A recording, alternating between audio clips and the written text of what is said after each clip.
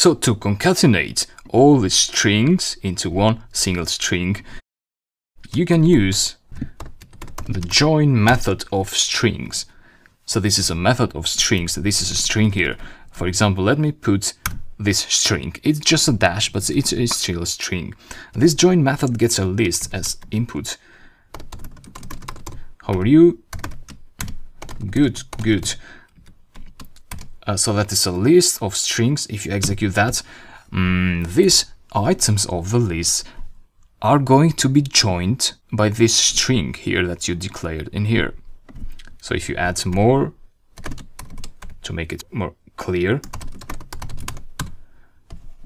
so you're going to get a dash joining all these strings, these items of the list. The first item, the second item, the third item. We can make use of that here by saying join the results list. Save that, execute. Weather is good and end. So how are you? Weather is good. We have a small problem here. We probably need a space between those strings. So we can do that very easily. You can just put a space in the string and then execute again.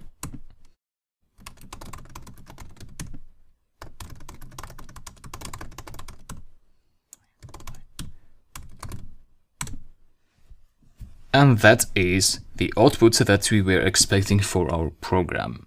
So this is how you make this program in this section. You define a function on top of your script that does something and does it very good. And then you iterate, you make a loop, you ask the user for input in each iteration. Immediately check if the input was the string. You don't want to append first. And then check if the user input was equal to this. So you don't want to have this as the first condition, because if you had that, that means if the user enters here \end, and then after that you had the results.append, that \end string will be appended to the results list. You don't want that. Therefore you need to check immediately if the string is \end and break the program if that is the case. Else, then do this.